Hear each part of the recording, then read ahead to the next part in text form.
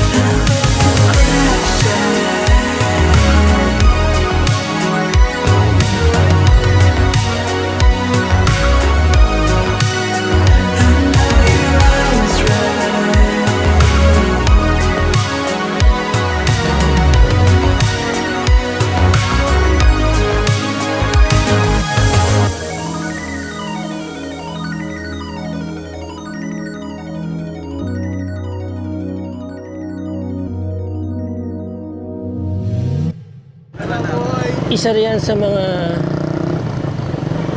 pinakalumang bahay dito.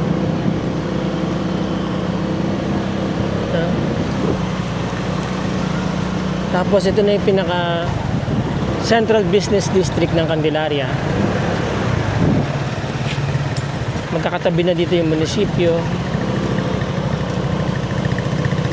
palengke, talipapa, plaza, park. Tapos dito sa area din na to, dito ko nakita yung maraming mga mga bahay na luma na. Ayan, kagaya nito.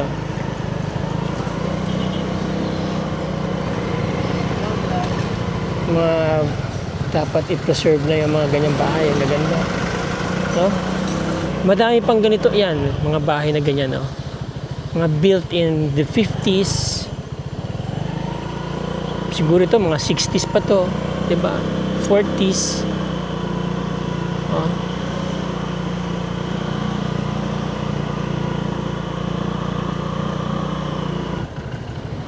Ito ganun din, no, pero ang ganda. Ayan, no. Well preserved, no. Ayan.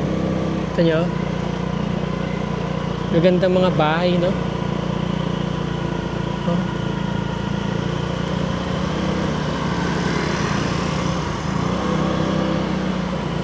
Tapos ito, ganyan din. Gawa po sa mga matitibay na kahoy yan kasi noon marami pang mga kahoy dito eh. Oh.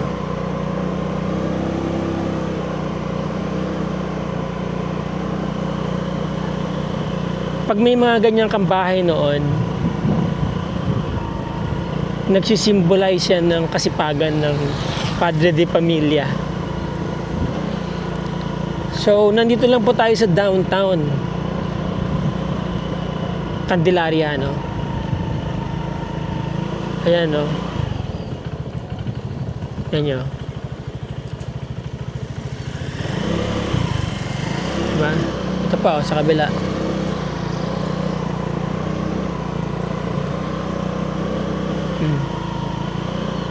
Kapis, ang bintana. Ha?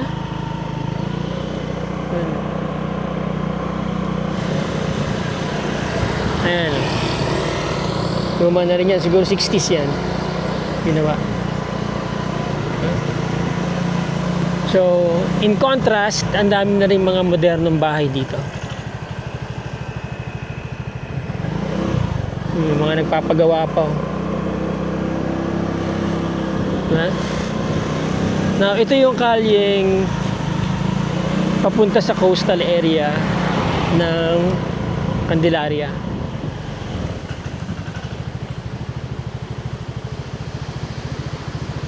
Alright, dito tayo sa tabing dagat ngayon dito sa Candelaria. First time kong nakita ang shoreline ng Candelaria, tag-ulan pa, no? Pero mukhang maganda ang kanyang ang kanyang slope or yung kanyang contour, no?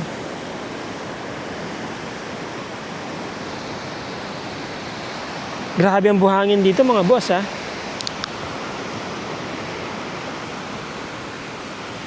Nakita nyo to? Purong-purong ano yan, no? Black sand. Buti hindi pa hindi pa kinakana itong lugar na to, no? Ayan, no? Kita nyo yung buhangin? Itim na itim. Diba? Oh. Oh, ito ang shoreline ng Candelaria. Doon na Santa Cruz. Ang tatandaan ko, meron akong kinontent doon. Meron pong available doon na tagto 2.6 or 2.5 hectares na mga beach lot. Baka may gusto sa inyo dyan. Tignan nyo lang sa aking video. Meron din pong yung 1.4 hectares, no? Mga bato sa tabi ng dagat.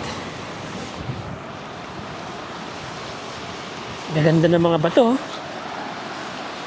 Oh. No? Parang merong mga jade content. Ganda ng mga bato dito. Ang kikinis, mga boss. Hanap na tayo ng panghilod.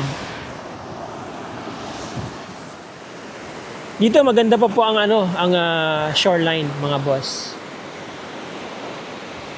Itong area po kasi na to matawag concave ba? Tama ba yung sinasabi ko? Naka-concave siya. Ang dagat kasi dito may putik, no? Kung mapapansin niyo parang loam zone siya, although meron siyang halong black sand. Di ba? Ayan, may mga sign ng black sand. Tinutulak niya yung black sand dun eh. Paakyat eh. Ayan, no? Pag may magnet kayo, dinikit nyo dyan, didikit yung mga itim na yan. High grade iron ore po kasi yan. Kumbaga, hindi na kailangan ng maraming proseso para maging bakal. Kaya gustong-gusto ng mga inchik yan. No? Mababa ang cost, maximize ang yield. Kapag tinunaw nila yan, ginawa nilang bakal, hindi na nila kailangan gamitan ng chemicals, magnet na lang, separate nila, tutunawin na nila yan. Hindi kagaya ng chromite, dudurugin pa nila yung bato. Samantalang ito, dinurog na ng panahon, no?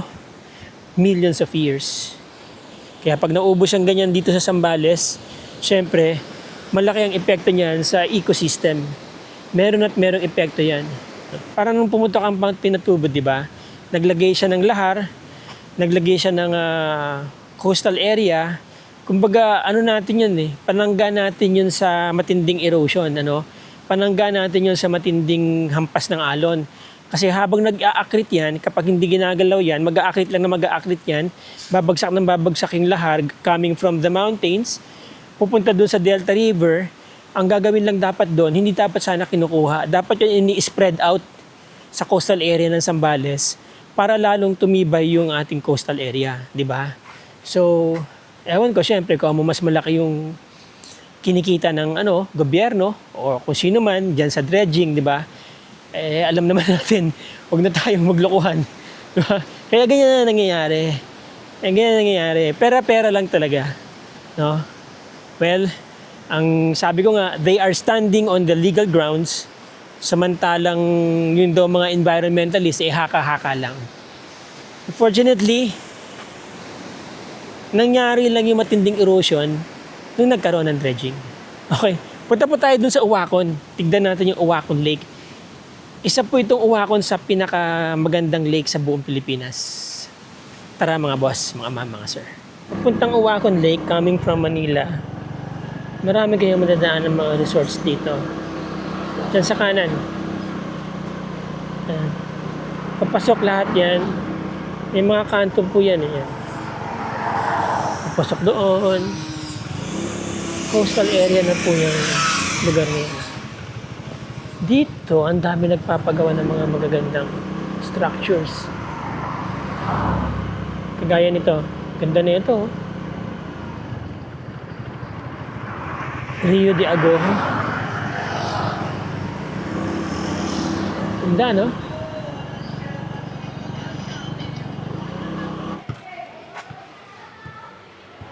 Okay, mga boss. Pumasok tayo dito sa plaza ng Uwakon. Ang ganda rito. Ayan, no? Di ba?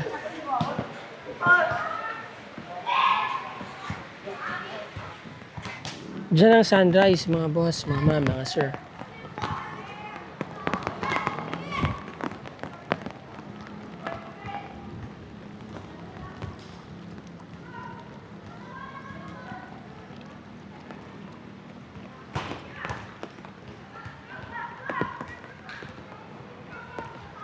Ano kaya yan? Pwede kayang pumasok dyan?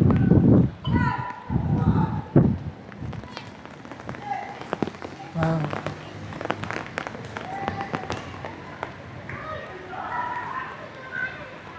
Diba?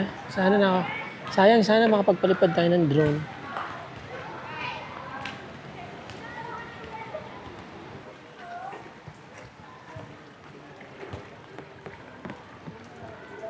Nice, ha?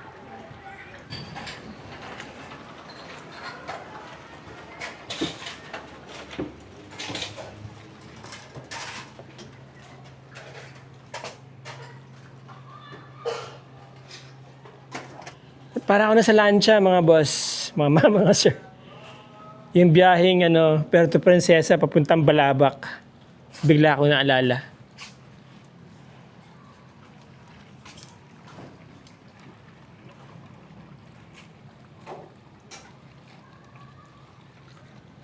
Ganda. Ang ganda dito, mga boss. Sana ma-preserve tong lake na to. Unfortunately, tignan niyo yung kulay niya. Galing daw yun sa putik ng bundok Kasi nga, meron yatang may mina dyan, may issue ng minahan dati. Hindi ko alam kung hanggang ngayon. Issue pa rin yun. Hindi naman nawawala issue ng minahan Ito, ang ganda ng lugar na to. Bar JJ Floating Restaurant.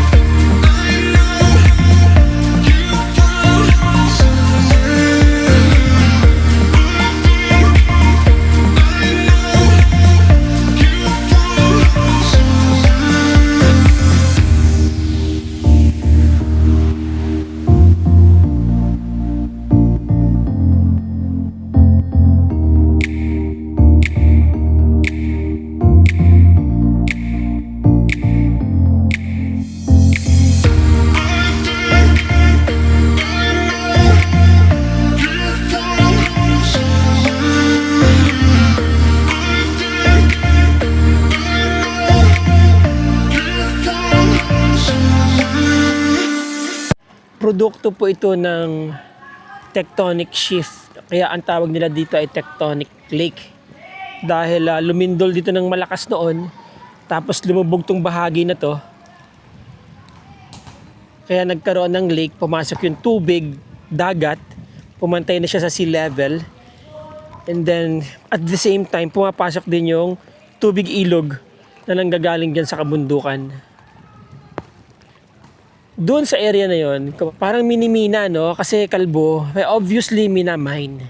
So yan daw yung dahilan kung bakit nagkakaroon ng ganitong kulay yung ilog kapag tag-ulan, na samantalang noon ay hindi naman daw nagiging ganyan ang kulay niyan. Now, ang effect po niyan sa ecological system, sa marine ecosystem, syempre apektado yung ecology ng saltwater lake na to. Pangalawa, nawawala yung kanyang, yun nga, declared siya as the most cleanest. Pero ngayon parang polluted na siya, no, ng mga metals at saka kung ano-ano mga sediments na nanggagaling dyan sa bundok na hindi dapat nandito sa lake. 'Di ba? Kasi nga, dahil sa pagmimina, naapektuhan ito. Alam niyo ba mga boss, mga sir? Para sa akin, mas sustainable ang turismo. Mas sustainable, mas maraming makikinabang down to the grassroots level. May nagsasabi na kagaya na nangyayari sa Kabangan or sa San Felipe, yung nga bumabagsak yung mga buhangin, di ba? Pero sabi nga, may quote, sabi, hindi lang naman daw yung mga taga-coastal na may karapatang mabuhay. Kinamo naman yung line of thinking, ano. Yung nasa coastal area na yan, boss, para sabihin ko sa iyo, yung nasa coastal area na yan, ito yung mga nag-invest na hindi naman kayang gawin ng gobyerno. Nag-invest ng milyong-milyong piso dyan sa coastal area. Alright? Yung accretion na yan, obviously, hindi naman talaga mawawala yan kung hindi nagkaroon ng issue ng dredging. Kahit saan naman lugar, yun ang epekto ng dredging. Hindi pwedeng walang epekto ang dredging sa erosion, di ba? ano yan, common sense. Kapag hinukay mo yung isang lugar, natural, babagsak yan. Ngayon, sinasabi nyo na lang kasi, yun nga, dapat walang mga nagtayo dyan. Oo, ibang issue yun, mga boss, mga sir, ibang issue yun. Ang issue dito, sana binuhay na lang ng gusto yung turismo. Diba? Kasi, ang turismo, magge-generate yan ng bilyong-bilyong income. Mararamdaman ka agad yan sa pinakababa. Down to the grassroots level. Sino nga makikinabang dyan? Sabi ko nga, yung mga nagtitinda ng balot, yung mga nagtitinda sa palengke, yung mga nagtatanim sa mga palayan, yung mga nagtatanim ng gulay, di ba? Tataas ang presyo, gaganda ang presyo sa palengke. So kapag nagkakaroon ng inflation, tumataas lang din ang accommodation sectors. Alright, tataas din ulit yung bilihin sa palengke kasi maraming pupuntang mga turista, tataas ang sweldo ng mga yan. Di ba? So, ang mining, sa simula lang yan di ba? Pero hindi yan sustainable. Wala namang minahang naging sustainable at walang mining na hindi naka-apekto sa environment. Kokonti na lang po ang mga magagandang lugar sa Pilipinas. Kokonti na lang po yung mga na-preserve. Yung mga lugar na yan, kapag tumaas ang value ng mga yan, tumaas ang turismo dyan sa mga yan, tataas po ang economic value, ang tourism economy sa isang lugar. Kung halimbawa ngayon, kagaya dito sa Zambales na billion-billion na yung pinapasok ng turismo. Diba? Yung mga turista pa lang na nagbabayad dyan sa accommodation. Hindi pa po natin pinag-uusapan dyan yung sumasabay sa paglago ng turismo. Kagaya ng alin, mga negosyo. Diba? Lalago din yung mga negosyo. Mga restaurant, mga accommodation sector, dadami mag-i-invest. Alright? Tataas ang presyo ng real estate. Okay? Kapag tumaas ang presyo ng real estate, tataas ang collection ng taxes sa lugar na yan. Siyempre, magbabayaran dyan, di ba? Magkakaroon ng zonal valuation ng ang BIR, whichever is higher, siyempre, di ba? Tapos, ang DNR, on the other hand, pwede naman sila mag-declare ng alienable disposable area. Hindi lang kasi nila ginagawa dahil for obvious reason, di ba? Kasi nga, once na nagkaroon ng mas lumago ang turismo, talagang kailangan protektahan ang environment.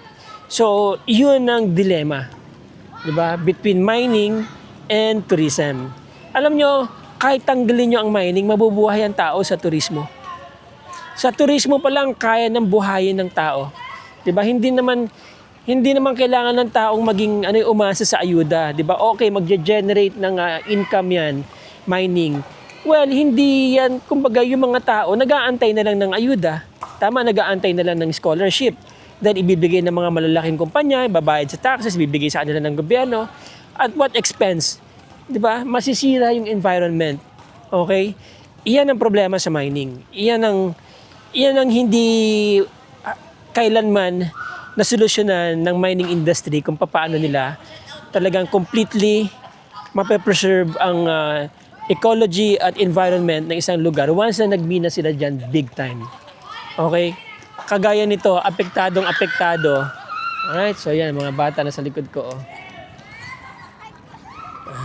Masaya sila. Nakita niyo mga bata na yan, nasaya nila, di ba? Yan. Okay? So, ito pong Uwakon Lake, hindi to inopen sa investment, Hindi to inopen sa tourism investments masyado kasi nga allegedly to protect the lake. Pero kung poprotektahan nyo talaga yung lake, bakit nagkaganito? Right? Maraming nagsasabi, mga locals, dati hindi naman ganito. Pero nag-start yung mining way back 2011, 2015, 20 pataas, Naging ganito na po yan, itong Uwakon Lake. And this lake was formed perhaps hundreds of millions of years ago. Diba? So napakaganda po ng Candelaria, Mga beaches, punta po tayo sa tingin po tayo ng mga resorts dito bago ako umuwi. Okay mga boss? Mga ma'am, mga sir? So itong Uwakon Lake, mga boss, mga ma'am, mga sir. Kung ma-improve lang to para mag-generate ng turismo, nakita nyo naman, ang ganda ng view. Diba? Kanina nga kumakain ako dito. Talaga nakaka-mesmerize yung mountain view. Every place is a unique place. Pero yung uniqueness na yun, nawawala na, nasisira na dahil nga sa mining. Pero yung ang laki-laki ng bundok. Ang laki ng bundok na. Kaya no, ang laki ng bundok na binobokal nila, no? Kinakalbo nila. 'Di ba? So that is 7 kilometers from here. Kitang-kita po sa mapa, 'yan, no, 'di ba? Basta kulay brown, ibig sabihin most probably may minahampong nangyayari diyan. May mining na nangyayari. Alright. Now, kung ito sana open para sa tourism, no, sector, mai-declare as part of National Tourism Investment Area or National Tourism Protected Area. Sana may declare tong Uwakon Lake para ang poprotektahan po, pag sinabing kailangan protektahan yung lake, hindi lang dahil may mga maglalagay po dito ng mga structures, no, kundi dahil yung makaka-apekto din dito sa mga ginagawang activities dyan sa kabundukan natin, kagaya ng mining. Kung maapektuhan ng Uwakon Lake, better stop mining. Di ba? Sabi ko nga mga boss, mga sir, mabubuhay ang tao sa turismo. Ito yung part pa rin po ito ng Uwakon Lake. So dito nag-discharge yung tubig coming from Uwakon Lake, kaya hindi yun umaapaw. Diretso yan dun sa dagat. Ito. Yan.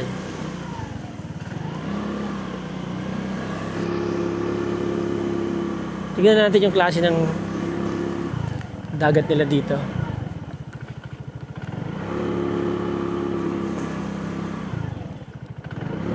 Yan. Yun. Napakaganda ng lugar na ito mga boss. Kaya itong nasa likod ko, bakante. Baka po yung may-ari dito, binibenta nyo to, pabulag nyo na po sa akin. Baka sakaling mayroon tayong kalawit na buyer.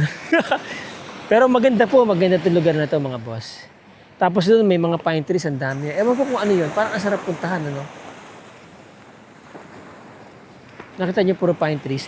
Anyway, paliparin natin si Chococoy. Mukhang pwede na siyang paliparin.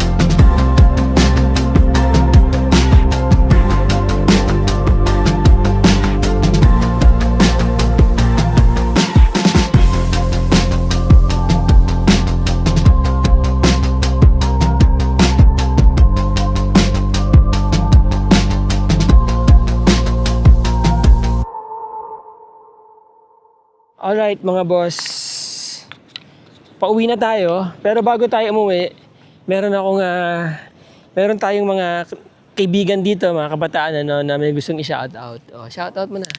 O yan, nahiya ka pa, ngayon ka pa nahiya. Shoutout sa'yo, Maldanis Minor. Sino? Maldanis Minor. Ano mo yun? Tropa po. Kala ko shota mo eh. Ikaw, Shoutout kay Didi Guzman and Nathan. ba't puro lalaki siya? Wala kayong sila-shoutout na babae? Wala? Shoutout sa'yo dyan, Ano?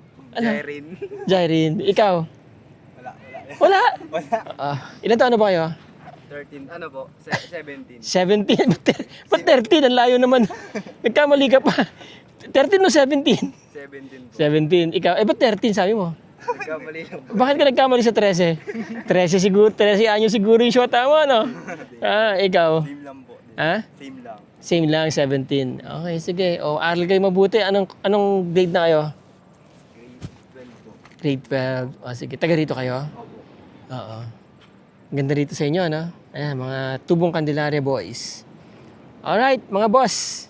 Ingat kayo lagi, ah. So, okay, there you go, mga boss, mga ma'am, mga sir. Napakaganda po nitong Candelaria, no?